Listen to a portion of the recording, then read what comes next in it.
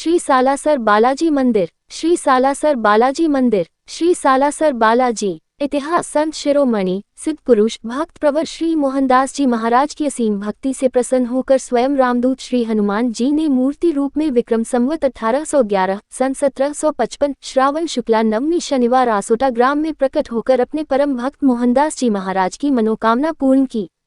अपने आराध्य से प्राप्त आशीर्वाद के फलस्वरूप श्री मोहनदास जी ने विक्रम संवत 1815 सन 1759 में सालासर में उदयराम जी द्वारा मंदिर निर्माण करवाकर श्री उदयराम जी एवं उनके वंशजों को सेवा पूजा का कार्य सौंपकर स्वयं जीवित समाधिस्थ हो गए। इतिहास। सिद्ध पुरुष एवं भक्त शिरोमणि बाबा मोहनदास जी महाराज की तपोस्थली एवं वर्तमान में जन जन की आस्था का केंद्र सिद्धपीठ श्री सालासर धाम राजस्थान प्रांत के चूरू जिले की सुजानगढ़ तहसील की पूर्वी सीमा पर स्थित है। रियासतकालीन समय में सालासर ग्राम बीकानेर राज्याधीन था, जहां पम सुखराम जी अपनी धर्मपत्नी कान्हीबाई के साथ निवास करते थे। कान्हीबाई का ठिकाना सीकर वर्तमान में जिला सीकर के ग्राम रूलियानी के पम लच्छीराम जी की पुत्री थी, जो 6 भाइयों की इकलौती बहन थी। पम सुखराम जी व कान्हीबाई से एक पुत्र रत्न की प्राप्ति हुई, जिसका नाम उदयराम रखा गया। उदयराम की बाल्यावस्था 5 वर्ष में ही उसके पिता पम सुखराम जी का देवलोक गमन स्वर्गवास हो गया। पम सुखराम जी भगवत भजन के साथ साथ जीविकोपार्जन के लिए कृषि कार्य भी करते थे। अल्पायु में निधन हो जाने के कारण कृषि कार्य, बालक उदयराम के पालन पोषण एवं पारिवारिक जीवन निर्वाह करने में अनेक कठिनाइयां होने लगी। फलस्वरूप पुत्र उदयराम के सम्यक पालन पोषण हेतु अपने पिता के घर रहने चली गई। काफी समय बीतने के बाद कान्हीबाई ने अपना घर व कृषि कार्य संभालने हेतु सालासर जाने का निर्णय लिया, तो इस दुखद समय में पम लच्छीराम जी ने सबसे छोटे अविवाहित पुत्र मोहन को सहयोग के लिए अपनी पुत्री के साथ कान्हीबाई के परिवार के पालन पोषण हेतु सालासर भेज दिया। पम लच्छीराम जी एवं पम सुखराम जी का परिवार धर्मप्रायण व भगवतानुरागी होने के कारण मोहन को सालासर में अपनी बहन के घर भगवत भजन का समुचित वातावरण मिल गया। उपर्युक्त दोनों ही परिवारों के आराध्य अंजनी सुत हनुमान थे। मोहन बाल्यावस्था से ही श्री हनुमान जी महाराज के अनन्य भक्त थे। अपनी बहन के घर धर्मानुकूल एवं शांत वातावरण के साथ साथ एकांतवास मिल जाने से मोहन अत्यधिक भक्तिरत रहने लगे, जिसके कारण से उनके जीवन में सांसारिक विरक्ता स्पष्ट रूप से दृष्टिगोचर होने लगी। कतिपय समय पश्चात एक दिन उदयराम के साथ खेत में कृषि कार्य करते समय मोहन के हाथ से बार बार गंडासी फेंके जाने का क्रम देखकर उदयराम ने निवेदन पूर्वक कहा कि मामा जी, आपकी तबीयत ठीक नहीं है, तो आप थोड़ी देर के लिए लेटकर विश्राम कर लें। मोहन ने उदयराम से कहा कि कोई अलौकिक शक्ति मेरे हाथ से गंडासी छीनकर फेंक रही है तथा मुझे यह आभास भी करा रही है कि तू इस सांसारिक जीवन के चक्र में मत फंस। उदयराम इस घटनाक्रम को समझ नहीं सके तथा संपूर्ण वृतांत मां को बताया। कान्हीबाई ने सोचा कि मोहन सांसारिक जीवन से विरक्त न हो जाए, अतः शीघ्रातिशीघ्र विवाह बंधन में बांध देना ही श्रेयस्कर होगा। तदनुसार कान्हीबाई ने सस्ते में अनाज विक्रय कर मोहन के विवाह हेतु गहने, वस्त्र इत्यादि आवश्यक सामान जुटा लिया तथा कान्हीबाई ने मोहन की सगाई भी कर दी। जब नाई को लड़की के घर शगुन देकर भेजा जा रहा था, तब मोहन ने कहा, इसका जाना व्यर्थ है, क्योंकि उस लड़की की मृत्यु हो चुकी है। ये सुनकर कान्हीबाई ने मोहन को समझाया कि ऐसे शुभावसर पर अशुभ नहीं बोलना चाहिए। इस पर मोहन बोले कि इस संसार में जो बड़ी है वह माँ है, हम उम्र है वह बहन है, छोटी है वह बेटी है, फिर विवाह किससे करूं। ऐसी विरक्त बातें सुनने के पश्चात भी पूर्व निर्धारित कार्यक्रमानुसार नाई शगुन लेकर लड़की के घर पहुंचा तो अचंभित हो गया, क्योंकि उस लड़की की अर्थी निकल रही थी। वापस आकर संपूर्ण वार्ता घटना से कान्हीबाई को अवगत कराया। उपर्युक्त घटनाक्रम के बाद सभी समझ गए कि श्री हनुमान जी की कृपा से मोहन वचन सिद्ध हो गए। तत्पश्चात मोहन संन्यास ग्रहण कर मोहन से मोहनदास बन गए। हनुमत भक्ति में अत्यधिक तल्लीन होने के कारण न खाने पीने की और न ही तन की सुध रहती थी। जंगल में कई दिनों तक समाधिस्थ हो जाने के कारण उदयराम गांव वालों की मदद से खोजकर बहुत अधिक अनुनय विनय कर घर लाते तथा जलपान करवाते। यही उनके जीवन का क्रम बन गया। चूंकि उनके जीवन का अंतिम लक्ष्य हनुमत प्राप्ति था और विधाता द्वारा निर्धारित कालक्रमानुसार अपनी भक्ति के के सामर्थ्य से श्री हनुमान जी महाराज के कृपा प्रसाद से परमहंस हो गए तथा उनकी वाणी सिद्ध हो गई। तदुपरांत सिद्ध पुरुष महात्मा मोहनदास जी महाराज की हनुमत भक्ति से अत्यधिक प्रभावित होकर भांजे उदयराम ने घर से थोड़ी दूरी पर स्थित अपनी कृषि भूमि पर ध्यान, भक्ति एवं साधना हेतु आश्रम बनवा दिया, जिसमें संत शिरोमणि बाबा मोहनदास जी महाराज अपने आराध्य श्री रामदूत हनुमान जी महाराज की भक्ति में तल्लीन रहने लगे।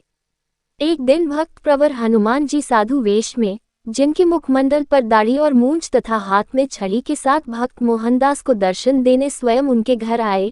फिर भी मोहनदास के प्रति अत्यधिक वात्सल्य भाव होने के कारण उन्हें आते देखकर तेज गति से वापस जाने लगे, परंतु मोहनदास जी भी उनके पीछे दौड़ने लगे। तब दूर जंगल में जाकर साधु वेशधारी हनुमान जी महाराज रुके तथा छड़ी दिखाकर मोहन को धमकाते हुए कहा, मेरा पीछा छोड़, बता तुझे क्या चाहिए।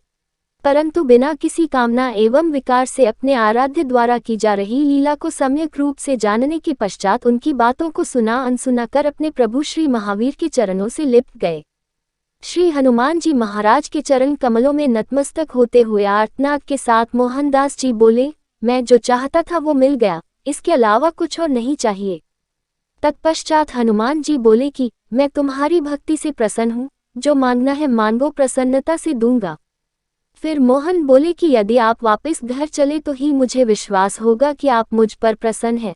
अतः श्री हनुमान जी महाराज अपने भक्त से बोले कि मैं तुम्हारे साथ तभी घर चलूंगा जब तुम मुझे खांडयुक्त खीर का भोजन करवा सको तथा अछूती शैया पर विश्राम करवा सको। अपने भक्त को सानिध्य देने के लिए बजरंग बली ने भोजन व विश्राम की शर्त रखी, जिसे मोहन ने अविलंब सहर्ष स्वीकार कर लिया। परम प्रभु श्री हनुमान जी तो मोहनदास जी की अनन्य भक्ति के वशीभूत होकर उनके सम्मान हेतु ये सब कर रहे थे। अपने भक्त को देव वचनानुसार उनका आतिथ्य स्वीकार करते हुए भोजन एवं विश्राम करके सखा भाव प्रदान कर श्री हनुमान जी अंतर्ध्यान हो गए। इस प्रकार मोहनदास अपने प्रभु आराध्य के प्रति इतने समर्पित हो गए कि एक क्षण भी उनसे दूर नहीं रहना चाहते थे, जिसके कारण बारंबार श्री हनुमान जी महाराज को दर्शनार्थ आना पड़ता था। अतः मोहनदास जी द्वारा करबद्ध उनके साथ ही रहने की प्रार्थना करने पर श्री हनुमान जी महाराज ने अपने भक्त की प्रार्थना स्वीकार करते हुए कहा, तथास्तु, मैं स्वयं मूर्ति स्वरूप में तेरे पास सालासर में रहूंगा, ये वरदान देता हूँ। इस वरदान प्राप्ति के बाद मोहनदास जी हनुमत प्रतिमा की अहनिश प्रतीक्षा करने लगे। विधि द्वारा निर्धारित कालगति की समाप्ति पश्चात एक दिन आसोटा ग्राम के जागीरदार मोहनदास जी के दर्शन के लिए आए और उनके द्वारा महात्मा जी से सेवा हेतु निवेदन करने पर मोहनदास जी ने कहा कि आपके यहाँ मूर्तिकार हैं, अगर है तो मुझे हनुमान महाप्रभु की मूर्ति बनवाकर भिजवाएं। ठाकुर ने अहोभाग्य मानकर मूर्ति अतिशीघ्र भिजवाने का विश्वास दिया। तात्कालिक समय में आसोटा ग्राम के किसान के द्वारा खेत की जुताई का कार्य करते समय उसके हल का फाल किसी वस्तु में अटक जाने से बैलों को रोककर उस स्थान की खुदाई करने पर श्रीराम लक्ष्मण को कंधों पर बैठे हुए श्री हनुमान जी महाराज की मूर्ति मिली। कृषक ने श्रद्धापूर्वक मूर्ति को साफ कर अपनी पत्नी को दिखाई। किसान की पत्नी ने बहुत ही भक्ति भाव से मूर्ति को खेजड़ी के नीचे रखकर रोटी के चूरमे का भोग लगाया तथा ग्राम ठाकुर को भी सूचना भेजी। ठाकुर मूर्ति को ससम्मान घर ले आए। ठाकुर को विश्राम के समय निद्रावस्था में आवाज सुनाई दी कि मैं भक्त मोहनदास के लिए प्रकट हुआ हूँ, मुझे तुरंत सालासर पहुँचाओ। ठाकुर को तुरंत ही मोहनदास जी द्वारा कथित वार्ता का स्मरण हो गया। पूर्व में कथित समस्त वृतांत ग्रामवासियों को बताया तथा मूर्ति को बैलगाड़ी में विराजमान कर ग्राम्यजन के साथ भजन कीर्तन करते हुए सालासर के लिए रवाना हो गए। इधर अपने आराध्य की कृपा से मोहनदास जी को ये सब भान ज्ञात हो जाने के कारण अपने प्रभु की अगवानी करने के लिए उन्होंने सालासर से प्रस्थान किया। मूर्ति सम्मानपूर्वक लाई गई। महात्मा मोहनदास जी ने निर्देशित किया कि बैल जहाँ पर भी रुकेंगे वहीं पर मूर्ति की स्थापना होगी। कुछ समय पश्चात बैल रेत की टीले पर जाकर रुक गए तो उसी पावन पवित्र स्थान पर विक्रम संवत 1811 श्रावण शुक्ला नवमी सन 1755 शनिवार के दिन श्री बालाजी महाराज की मूर्ति की स्थापना की गई। विक्रम संवत 1815 सन 1759 में नूर मोहम्मद वदाऊ नामक कारीगरों से मंदिर का निर्माण करवाया गया, जो कि सांप्रदायिक सौहार्द एवं भाईचारे का अनुपम अनूठा उदाहरण है। अपने आराध्य इष्ट को साक्षात मूर्त स्वरूप में पाकर उनकी सेवा पूजा हेतु श्री मोहनदास जी ने अपने शिष्य उदयराम को अपना चोगा पहनाकर उन्हें दीक्षा दी। तत्पश्चात उसी चोगे को गद्दी के रूप में निहित कर दिया गया। श्री हनुमान जी की मूर्ति का स्वरूप दाढ़ी व मूंछ युक्त कर दिया, क्योंकि सालासर आने से पूर्व श्री हनुमान जी ने स्वप्न में श्री मोहनदास जी को इसी स्वरूप में दर्शन दिए थे। मंदिर प्रांगण में ज्योति प्रज्वलित की गई, जो विक्रम संवत 1811 सन 1755 से अद्यावधि पर्यंत अखंड रूप से अनवरत दीप्यमान है। भक्त शिरोमणि मोहनदास जी महाराज अपने तपोबल से विक्रम संवत 1850 सन 1794 वैशाख शुक्ला त्रयोदशी को प्रातःकाल जीवित समाधि लेकर ब्रह्म में लीन हो गए।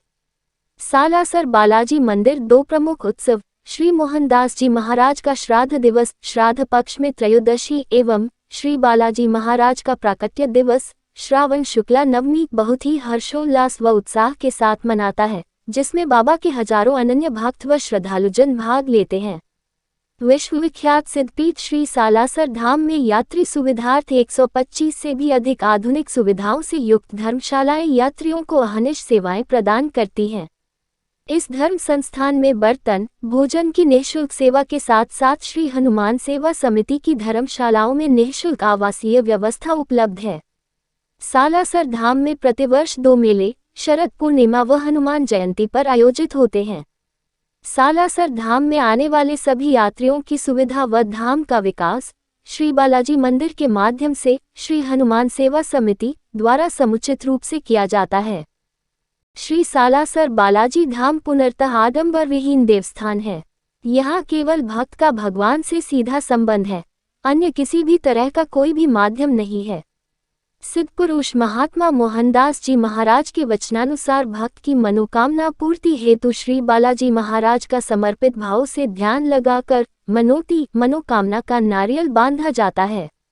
भगवान के भक्तों द्वारा बांधे गए मनोती के नारियलों के प्रति यहाँ बहुत अधिक श्रद्धा है, अतः इनका किसी अन्य प्रयोजन में इस्तेमाल नहीं किया जाता है। जय श्री बालाजी की।